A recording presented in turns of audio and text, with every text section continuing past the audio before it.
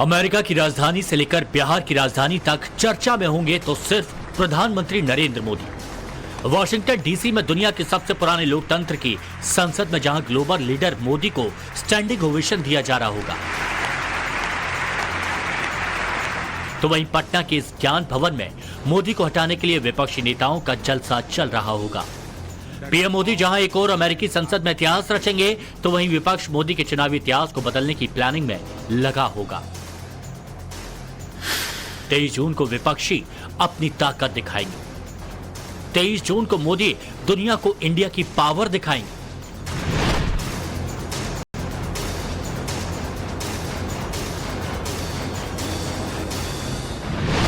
एक महागठबंधन हिंदुस्तान में तैयार किया जा रहा है। एक ग्रैंड अलायंस वर्ल्ड लेवल में तैयार किया जा रहा है, ईस्ट से वेस्ट तक, एशिया से अमेरिका तक, जिसके सेंटर में इंडिया, नरेंद्र मोदी हैं।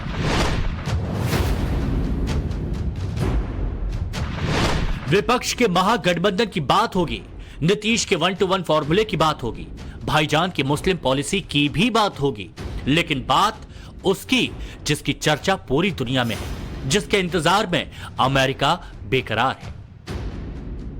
That our partnership with India is one of the most consequential. It is a consequential relationship. We work closely with the Indian government on some of our most vital priorities, and we look forward to hosting them.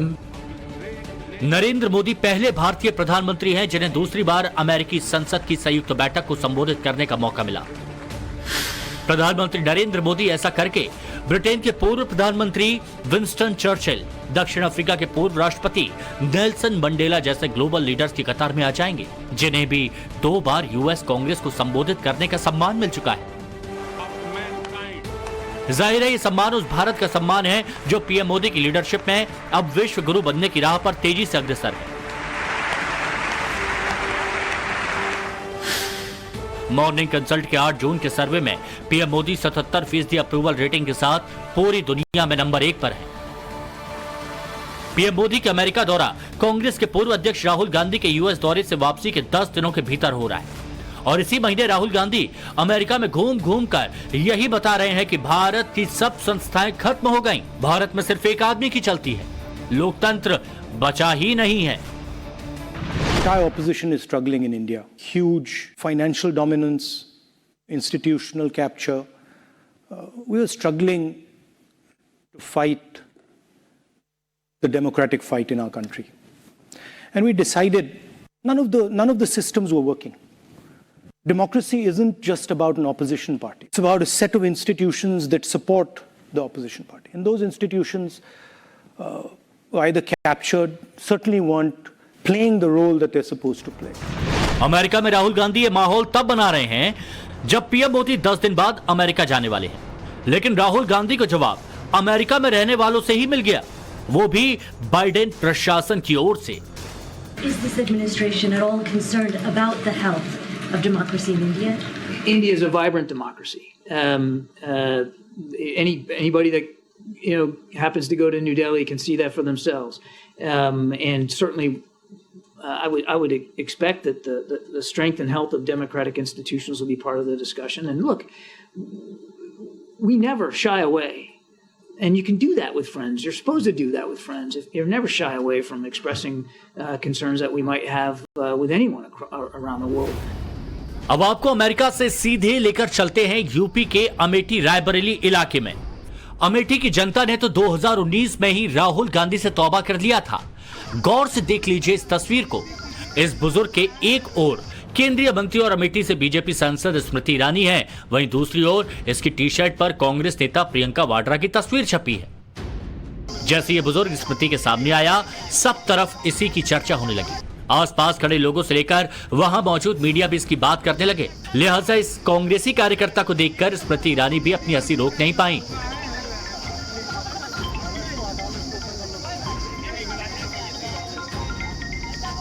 Smriti Irani ने बुजुर्ग से बातचीत के बाद उसकी समस्या सुनी और फिर झटपट उसकी प्रॉब्लम का निदान कर दिया। पहले से नाम लड़ता था, पहले मिलती थी, पहले मिली तभी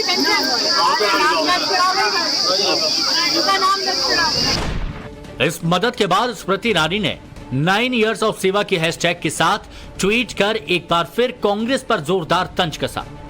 ये है मोहब्बत, जब काम उनसे ना बने और हम तक पहुंचे, क्योंकि वो भी जानते हैं कि हमने की है। कि वाड्रा खानदान और गांधी खानदान का एक कार्यकर्ता समर्थक हमारे पास आया कि उसकी एक दरकार थी जिसको हमने पूरा किया। प्रशासनिक मर्यादा में रहकर जनता के साथ पक्षपात ना हो, यही हमारा ध्येय है, यही हमारा संकल्प है।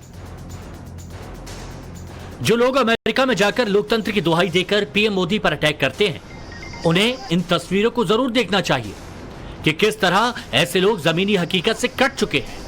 दरअसल प्रधानमंत्री नरेंद्र मोदी अक्सर भारत के फ्यूचर के लिए विजन 2047 की बात करते हैं। भारत को हर फील्ड में आत्मनिर्भर बनाने की प्लानिंग कर रहे हैं। उधर विपक्ष इस वक्त इस प्लानिंग में जुटा है कि जैसे तैसे पीएम मोदी को कुर्सी से हटाया जाए, और इसकी कोशिश होने जा रही है पटना के ज्ञान भवन से।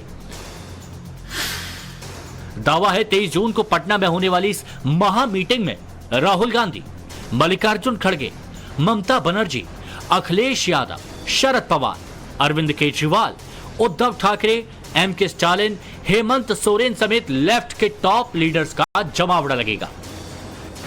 पटना के ऐतिहासिक गांधी मैदान के बगल में स्थित इसी ज्ञान भवन में 23 जून को विपक्षी पार्टियों के नेताओं का जुटान होगा। राहुल गांधी, मल्लिकार्जुन खड़गे, शरद पवार, ममता बनर्जी जैसे तमाम दिग्गज विपक्षी नेताओं का इस ज्ञान भवन में जुटान होगा और 2024 के लिए रणनीति बनाई जाएगी।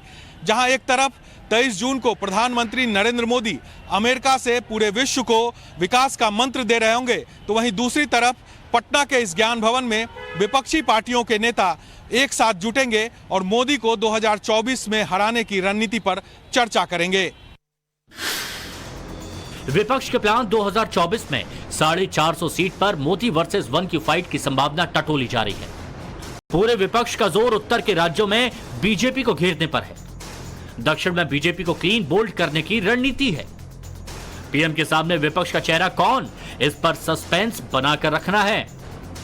मोदी सरकार हर मोर्चे पर फेल, इस तरह का नैरेटिव बनाना है। जाति का समीकरण साधते हुए कर्नाटक की तर्ज पर वोटों का ध्रुवीकरण करना है।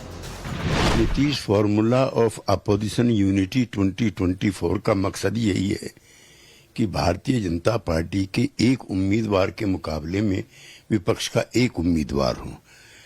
उड़ीसा, तेलंगाना, आंध्र प्रदेश और पंजाब को छोड़कर लगभग 450 सीटें ऐसी चिन्हित की जा रही हैं जहां पर कांग्रेस समेत सभी विपक्षी दल भाजपा के एक उम्मीदवार के मुकाबले में एक उम्मीदवार। पटना में विपक्षी पार्टियों के महाजलसा से हैदराबाद वाले भाईजान अलग हैं। असदुद्दीन ओवैसी की पार्टी AIMIM 2024 के लोकसभा चुनाव में विपक्ष के गेम प्लान को किस तरह बिगाड़ सकती है, इसका ट्रेलर 2020 के बिहार विधानसभा चुनाव में दिख चुका है। पूरे देश में लोकसभा की 92 सीट ऐसी हैं जहां 20% मुस्लिम वोट बैंक है। 24 लोकसभा सीट पर मुस्लिम आबादी 31 से 40% है। 11 सीटों पर मुसलमान 41 से 50% हैं, तो 16 सीटों पर मुस्लिम आबादी 50% से ज्यादा है। यानी जब करीब 100 सीटों पर ओवैसी की पार्टी ताल ठोकेगी तो विपक्ष का मोदी वर्सेस 1 का सपना तो वैसे ही धरा का धरा रह जाएगा। वहीं केरल की 20 लोकसभा सीटों पर कांग्रेस का लेफ्ट पार्टियों से 36 का आंकड़ा है। तेलंगाना की सभी 17 सीटों पर केसीआर की पार्टी BRS का कांग्रेस से दूरी राजनीतिक मजबूरी है। तो वहीं पंजाब में लोकसभा की 13 सीटें हैं। यहां की विधानसभा में केजरीवाल की आम आदमी पार्टी ने कांग्रेस से सीधा मुकाबला कर पिछले साल ऐतिहासिक मैंडेट हासिल किया। पटना के मंच पर 23 जून को भले ही कांग्रेस, TMC और लेफ्ट पार्टियां दिख जाएं, लेकिन कोलकाता में यह संभव नहीं दिखता। कोलकाता छोड़िए, टीवी डिबेट में कांग्रेस और TMC नेताओं के बीच किस तरह जुबानी जंग जारी है, ये टाइम्स नाउ नवभारत के editor in chief Navika Kumar के शो सवाल पब्लिक का में देखने को मिल चुका है। आचार्य प्रमोद कृष्णम को गाली देने का काम 10-15 सालों से बीजेपी और विश्व हिंदू परिषद करता है। जो काम विश्व हिंदू परिषद और बीजेपी करती है 10 साल से मुझे गाली देने का, उसमें टीएमसी शामिल हो गई है। तो मुझे लगता है जो अधीर रंजन चौधरी कह रहे हैं वो बात बिल्कुल ठीक है कि टीएमसी बीजेपी की नंबर 2 टीम है। और माफ करना, अगर आप जैसे नेता टीएमसी में है तो ये राष्ट्रीय एकता नहीं बन पाएगी, ये विपक्षी एकता नहीं बन पाएगी, और इसी तरह के छोटे छोटे स्वार्थों को लेकर आप बड़ा नुकसान करेंगे। आप अपनी नेता को और आप क्या छोटा कर रहे हैं, आप अपने विचार को छोटा कर रहे हैं। सच सुनने की आदत है, आप फिर बीच में बोल रहे हैं। अब आप फिर बीच में बोल रहे हैं। कांग्रेस करते हैं या प्रियंका गांधी कांग्रेस करते हैं, ये बताइए पहले। नाविका जी क्या है, आपके बारे में ही बात कर रहा हूं ना, आप करते हैं। अरे प्रियंका गांधी से ज्यादा पॉपुलर चेहरा है कोई?